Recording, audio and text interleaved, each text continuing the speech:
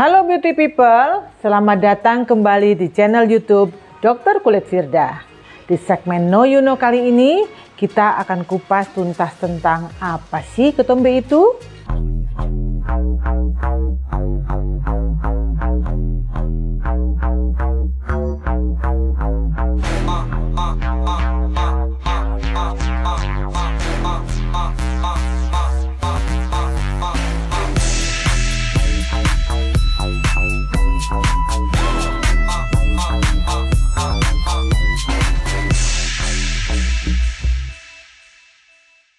Ketombe atau yang kita kenal dengan istilah dandruff atau Pityriasis sicca adalah terlepasnya serpian kulit berwarna keputihan atau kekuningan yang bisa kering atau berminyak yang terjadi pada kulit kepala atau area berambut pada wajah namun tanpa disertai eritema atau iritasi.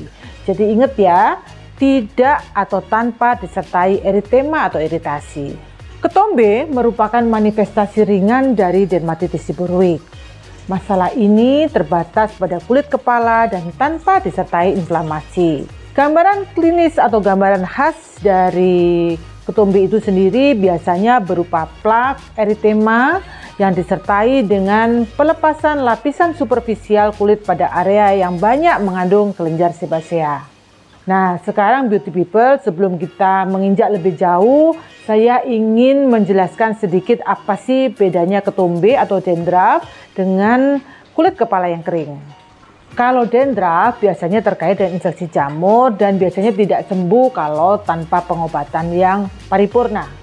Sedangkan kalau kulit kepala yang kering itu disebabkan oleh karena kelembapan yang rendah dan biasanya akan membaik apabila diberikan produk perawatan rambut yang sesuai yang tujuannya adalah menghidrasi atau melembabkan area dari kulit kepala kita. Secara garis besar, ketombe sendiri merupakan hal yang umum pada masyarakat secara keseluruhan.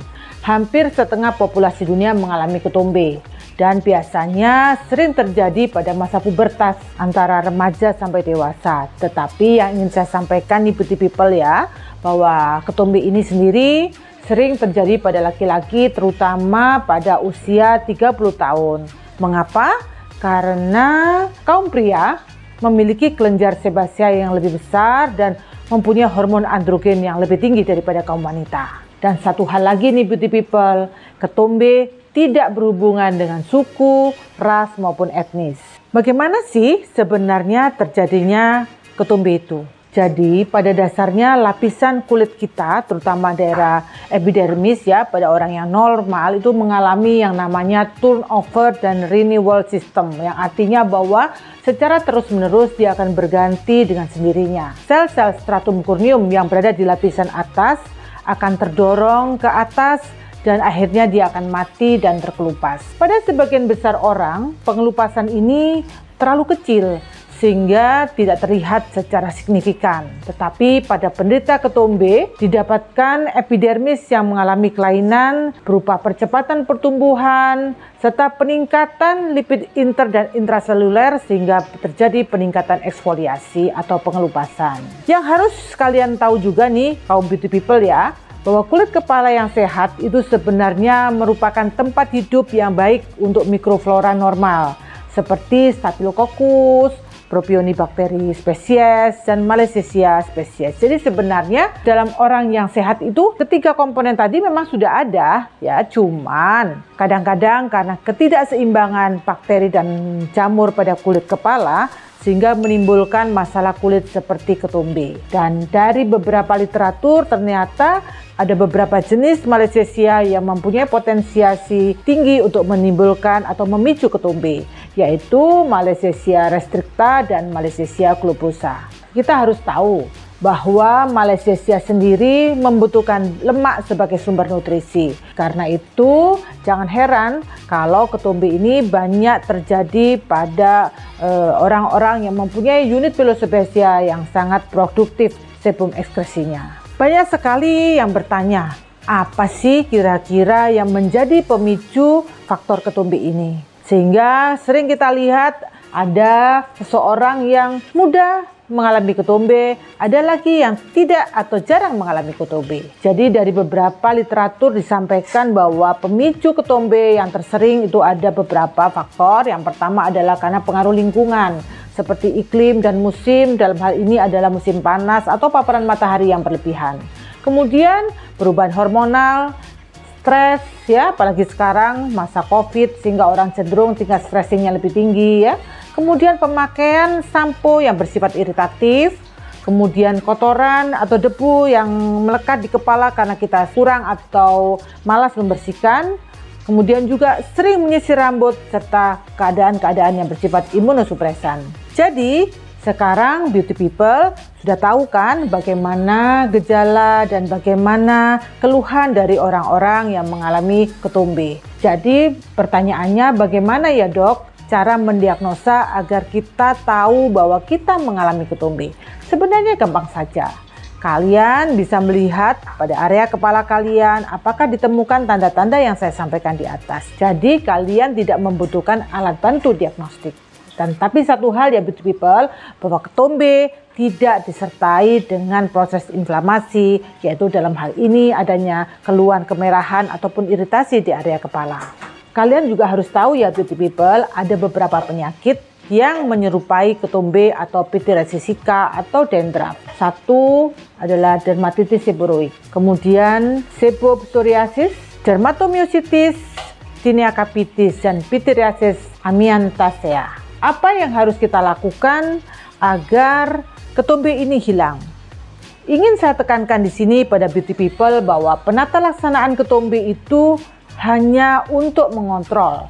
Jadi tidak bisa coverage menyembuhkan selamanya. Artinya bahwa kita menerapi atau kita mengobati agar kasus ini tidak berulang. Tetapi kita tidak bisa memicu atau tidak bisa memastikan agar penyakit ini hilang selamanya atau keluhan ini hilang selamanya.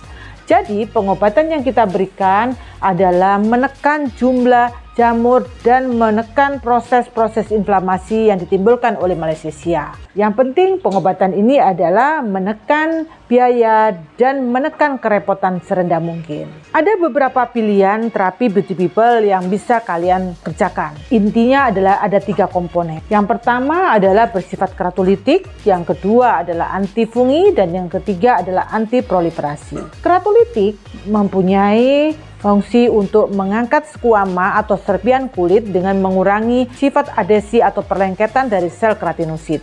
Nah, kalian bisa menggunakan produk-produk seperti ini ya beauty people. Coba kamu bisa cek yang mengandung asam salisilat 1,8-3% atau sulfur 2-5%. Atau bisa juga menggunakan produk yang mempunyai fungsi antifungi atau anti jamur. Kita bisa gunakan selenium sulfit 0,6 sampai dengan 1%. Atau bisa juga menggunakan golongan imidazol 1-2%. Dan yang terakhir, kalian juga bisa menggunakan obat-obatan yang bersifat antiproliferasi seperti zinc pyrithione atau coaltar, atau bisa juga kombinasi antara steroid dengan obat anti jamur. Nah, setelah kalian nih beauty people sudah tahu nih definisi ketombe, kemudian gejalanya seperti apa, kemudian juga beberapa penyakit yang menyerupai serta terapi yang menjadi pilihan, maka kita sampai pada key point-nya. Ketombe dapat sukses diterapi, namun yang perlu diperhatikan beauty people bahwa harus ada pemahaman bahwa terapi ini hanya untuk mengontrol, bukan untuk menyembuhkan. Artinya bahwa bisa saja suatu ketika muncul kembali. Kemudian terapi jangka panjang perlu dipertimbangkan mengingat Malassezia merupakan organisme komensal yang dapat kembali setelah terapi dihentikan. Jadi jangan pernah putus asa ya.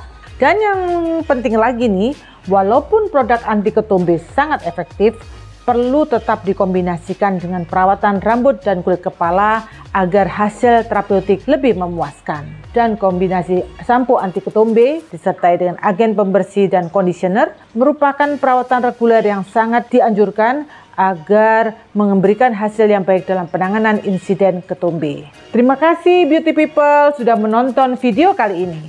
Mari kita bersama melawan COVID-19 dengan memakai masker, jaga jarak, cuci tangan, dan jaga kesehatan. Terima kasih beauty people sudah menonton video kali ini. Jangan lupa follow, subscribe, komen, dan like, serta share video ini ke teman-teman kalian ya. Stay beauty and healthy with Dr. Kulit Firda.